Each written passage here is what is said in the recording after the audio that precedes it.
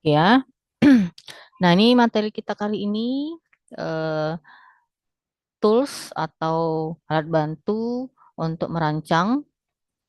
Yang kedua ya, kalau minggu lalu kita sudah belajar bagaimana caranya Anda membuat use case diagram dan ini activity diagram. Kita baca dulu teorinya atau konsepnya.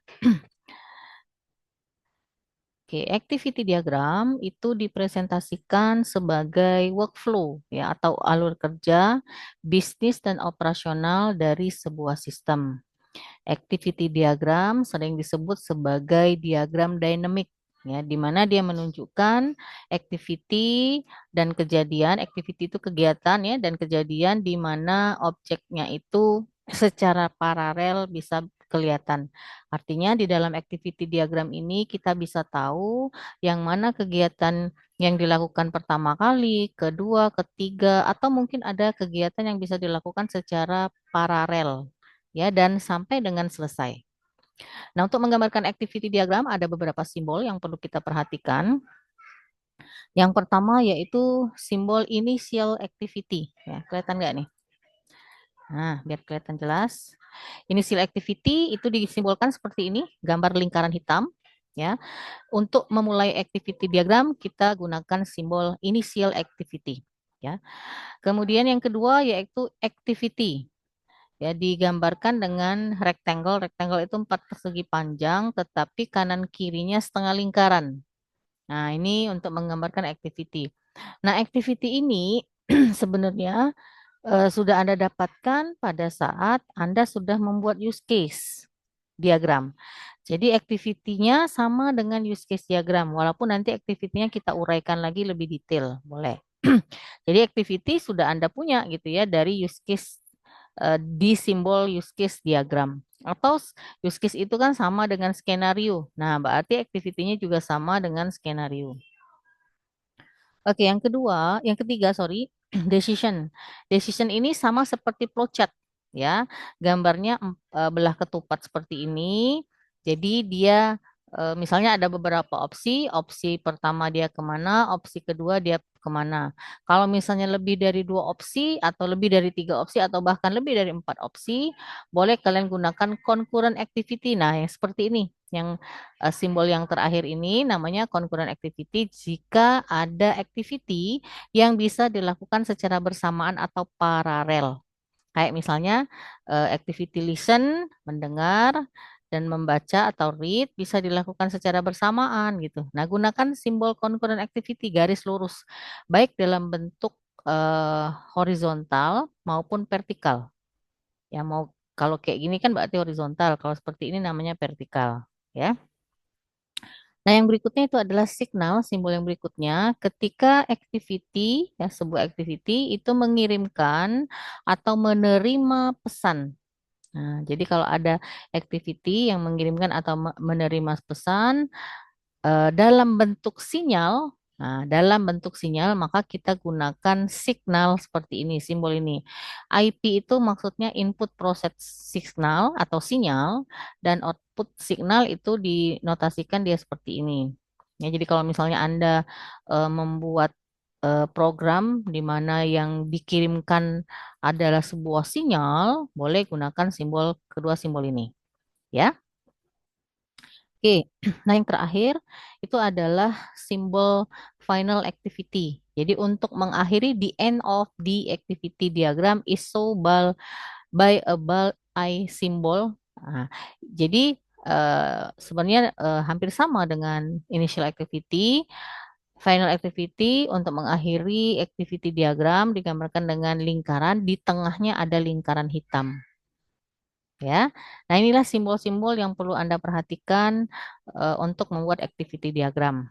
Oke, kita ke slide yang berikutnya. Sedikit aja slide Ibu nih ya, tapi maknanya panjang.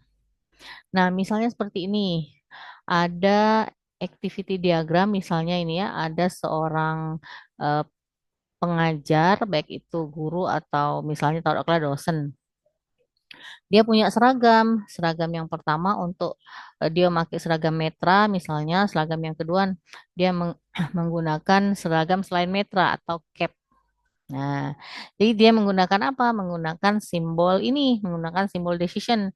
Jadi pada saat kapan dia pakai metra, pada saat kapan dia pakai cap ya untuk melakukan pengajaran. Nah, diakhiri dengan final activity.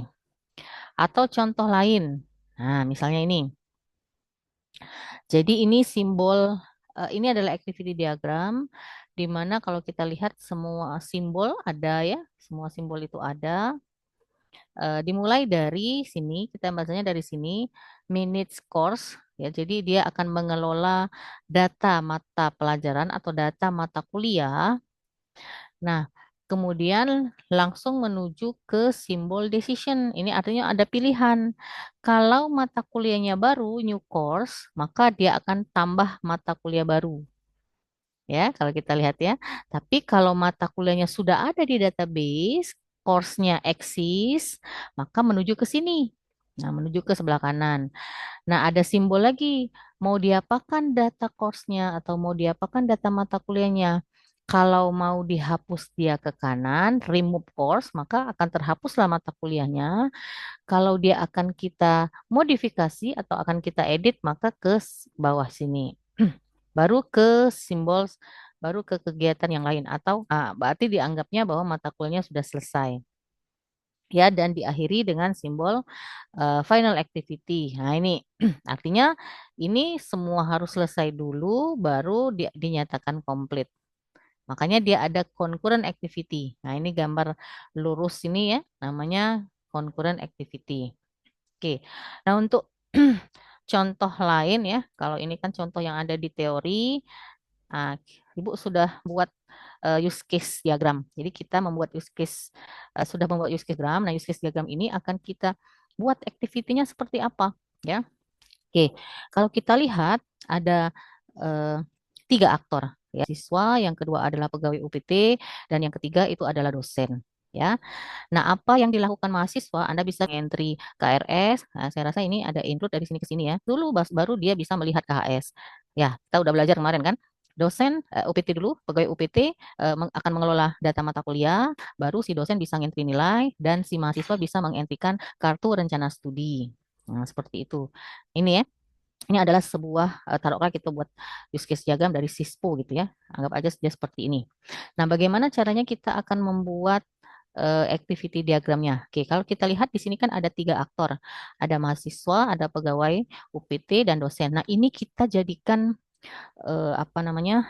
Swim lane. Kalau di activity diagram namanya swim lane. Ya. Nah, kalau kita lihat pertama kali, ya kan kita yang sebagai perancang yang tahu ya, sebagai analis sistem ini yang mana yang duluan yang kita lakukan pertama kali ya. Kalau kita sebagai analis kita tahu, tapi kalau programmer mungkin dia tidak tahu. Nah, makanya kita buat activity. Nanti Anda bisa bedakan apa bedanya use case diagram dengan activity diagram. Oke, dari empat ini activity yang pertama atau use case yang pertama kali dilakukan itu adalah kelola mata kuliah dulu. Baru entry KRS, baru entry nilai, kan baru lihat KHS. Nah, kita buat activity diagramnya. Anda tinggal cari di sini ya. Jadi nanti untuk membuat activity diagram, Anda buka use case diagramnya, karena kita jadikan satu file saja ya. Kemudian cari activity diagram, new activity ya. Activity diagram, maka klik new activity, maka akan keluar form dari activity diagram. Nah, diagramnya seperti ini formnya ya. Nah, tinggal kita buat swim lane-nya. Misalnya saya mau buat swim lane-nya secara vertikal. Vertikal itu kan berarti ke kanan, ke kanan, ke kanan gitu ya. Kalau dia horizontal berarti dia ke bawah, ke bawah, ke bawah, bebas ya. Nah, ini saya buat dulu. Klik satu kali yang vertikal sebelah kiri, partisinya, kita klik ke sini. Nah, ini adalah aktornya. Yang pertama adalah misalnya pegawai pegawai UPT tadi ya. Yang kedua tadi siapa? Kita buat lagi partisi yang kedua atau swim lane-nya. Siapa tadi? Mahasiswa, mahasiswa. Kemudian yang ketiga, kita klik lagi yang vertikal partisinya yaitu pegawai, sorry, dosen, dosen. Jadi semua aktor atau aktor itu kan bisa orang, bisa sistem, bisa juga waktu ya kan.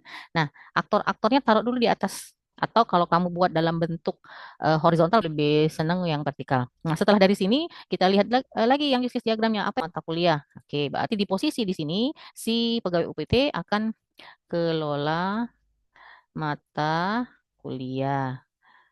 Kuliah. Ya, boleh kalian buat simbolnya seperti ini. Oke. Kemudian dengan entry KHS. Oke. Entry entry KRS. Taruh aja di sini ya. Kemudian yang bawahnya adalah lihat KHS. Nah, ya. Oke, kita lihat lagi si dosen ngapain dia entry nilai. Oke, berarti si dosen entry nilai.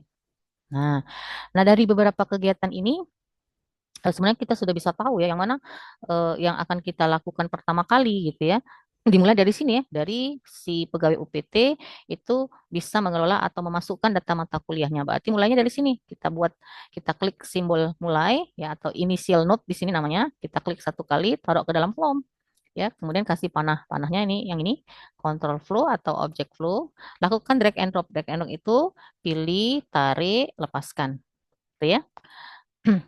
Kemudian apa lagi?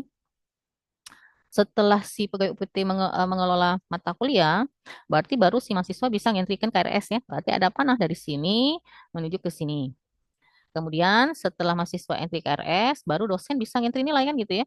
Berarti ada panah dari sini menuju ke sini. Kemudian baru mahasiswa bisa melihat kartu hasil studi kan gitu ya. Berarti ada panah dari sini menuju ke sini. Nah, prosesnya sudah selesai ya. Nah, kalau sudah selesai, akhiri dengan simbol N. Nah, tarik garis dari sini ke sini. Nah, inilah activity diagramnya. Ya, inilah activity diagram dari use case diagram. Nah, ini semua ini bisa kamu uraikan secara detail. Ya, empat ini ya dari empat apa namanya empat activity ini yang mana yang mau kita uraikan lebih detail. Kalau entry KRS kan kalian kan cuman apa nih, misalnya melakukan pemilihan mata kuliah, baru klik pilih kan selesai. Ini juga bisa kita uraikan. Ya kalau lihat KHS kan berarti cuman klik satu kali menunya, terus pilih semester berapa KHS yang mau Anda lihat, kemudian akan tercetak di layar atau terpampang di layar KHS yang sudah dipilih menunya tadi kan gitu ya. Sama juga dengan ini.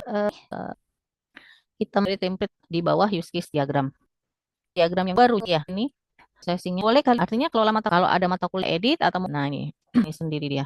Oke, masih bab 5 ya di bawah perancangan atau nah lalu kita masuk mencontohkan itu minggu sekarang aktif dengar kedengeran enggak suara ibu gimana kedengeran suara ibu mau putus ya